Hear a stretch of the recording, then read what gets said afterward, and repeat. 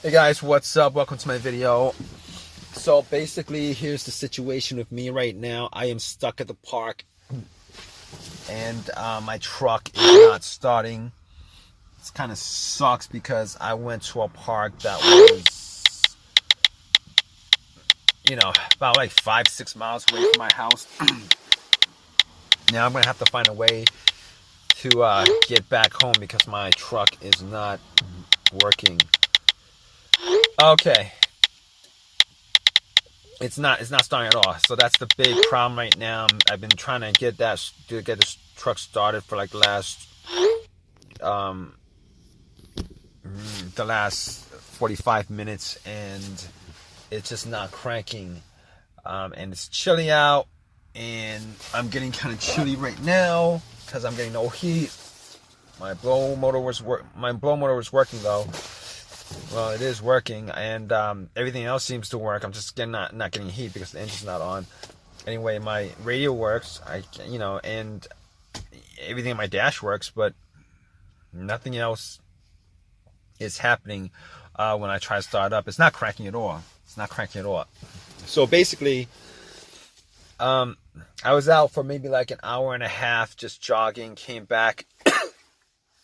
Try to turn on, nothing. And I was thinking maybe I left something on. I mean, I checked the little light switch on the steering wheel, and I didn't leave anything on. That's the thing about it. I didn't leave anything on. So I'm like, okay, let me just turn on my headlights and pop my hood, went out, checked my headlights. My headlights was good, which I thought it was anyway. So I was like, okay, I mean, I can't guarantee that it's not the battery that's causing it, but it's pretty bright. So I'm like, looking at the battery, I'm like thinking to myself, maybe it's the battery. So even if the battery is like low on juice, I should be able to just crank my car up real slow. I mean, it probably won't crank over, but I would just hear a crank, like a little slow crank, but that's not the case here. So I'm like thinking to myself, what's the situation here? I looked at all the terminals, both my terminals, the negative and positive, and they were a little bit corroded. So I took out, I was hoping that was the cause of it, because I had this situation about a month ago in the morning, and after about 5 tries, I was able to get it to work. But today, about 45 minutes ago, I tried like 15 times, 20 times, and I tried it like a couple of times just now before I started doing this video, and nothing. So at this point, I'm pretty sure nothing's gonna work at this point. So I was like, okay, I got this mini wrench set that I got from AutoZone, and I got a metal brush, cleaned up the terminals, and popped it back in, and came back into the truck and tried to start it, and nothing happens. So at that point, okay, definitely not the terminals. I had to clean it anyway, so I was like, all right. I bought this power pack. I think it's Norco or whatever. I mean, it's a well-known power pack, battery pack that I got from Amazon. I think that's the name, Norco. I think that's it. I'm not sure. But anyway, I tried to it was charged up at 100%. I bought it like 2 weeks ago. Charged up 100%, popped the cables onto my terminal, and I was hoping, just crossing my fingers, that it'll just start up. Try to start up, nothing. And at that point, I was like, oh man, it's not even gonna be a simple fix at this point. So I was thinking, okay, not the battery, definitely not the battery. I can like 99% confirm it's not the battery, unless my battery pack is like messed up. Not the battery. But it's saying 100% full, so it's not the battery. So I mean, what else? So I'm like looking at terminals. Terminals are good.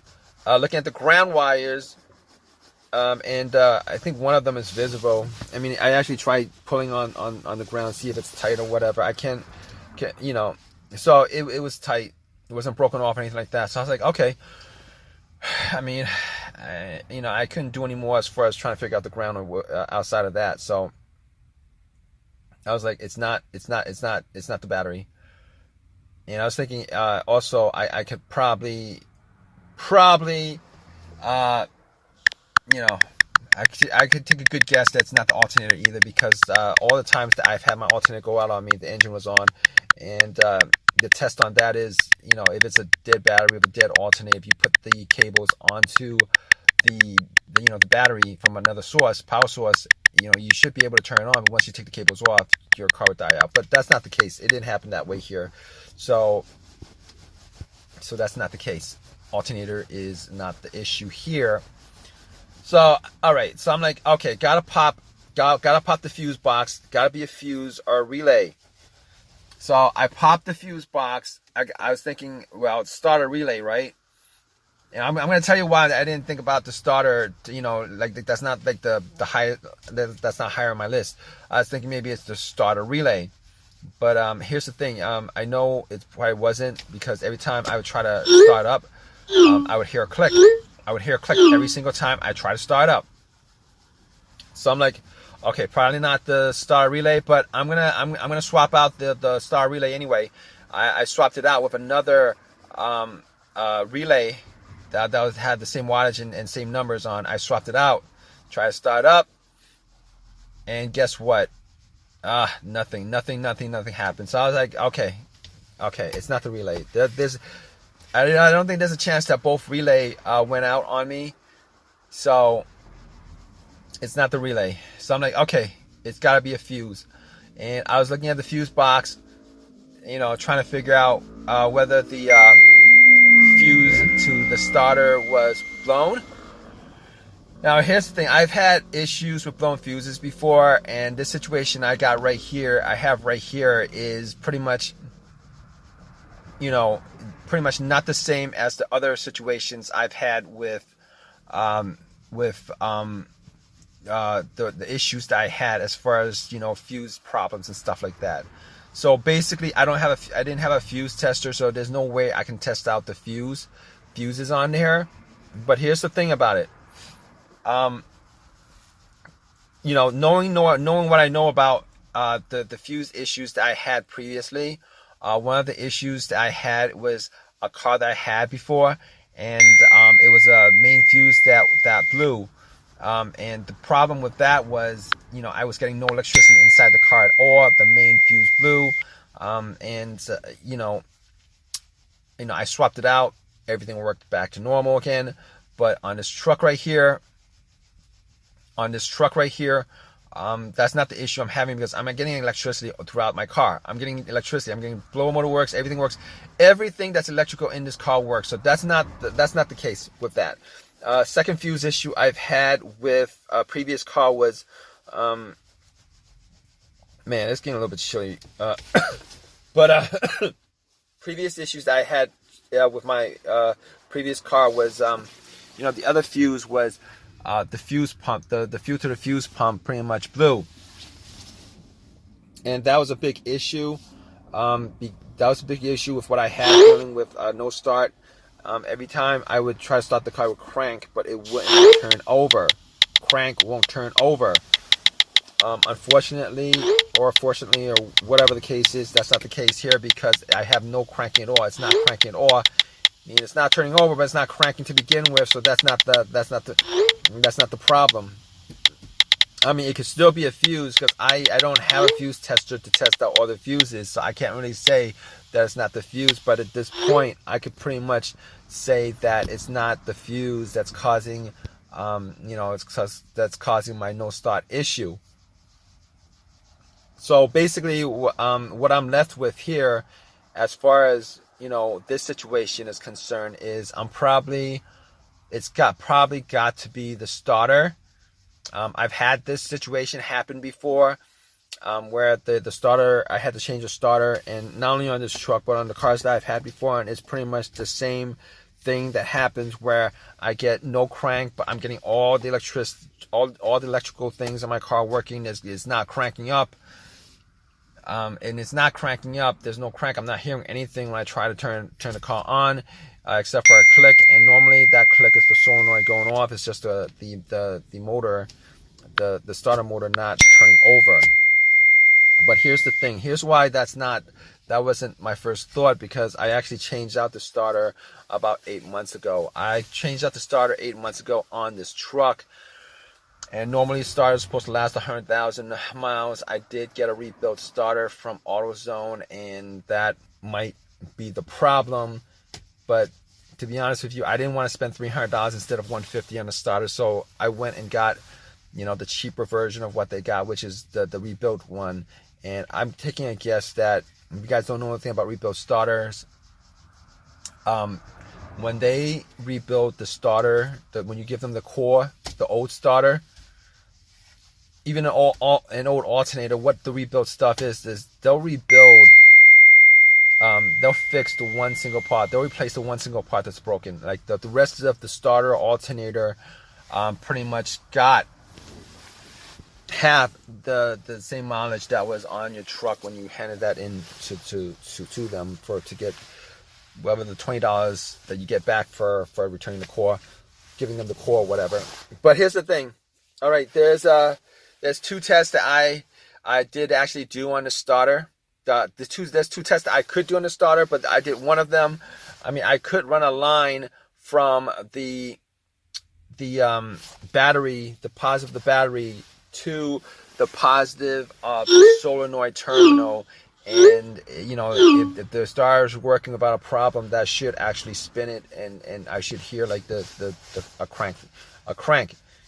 But I didn't do that because I didn't have a wire long enough, and it's just a pain in the butt for me to actually get do that. So what I did was I actually have a crowbar, and you guys know this trick. I don't know if you guys do or not, but this is a trick that a lot of people use to try to get the starter to work maybe one last time, So I actually took the long crowbar, and I actually kept on hitting the starter.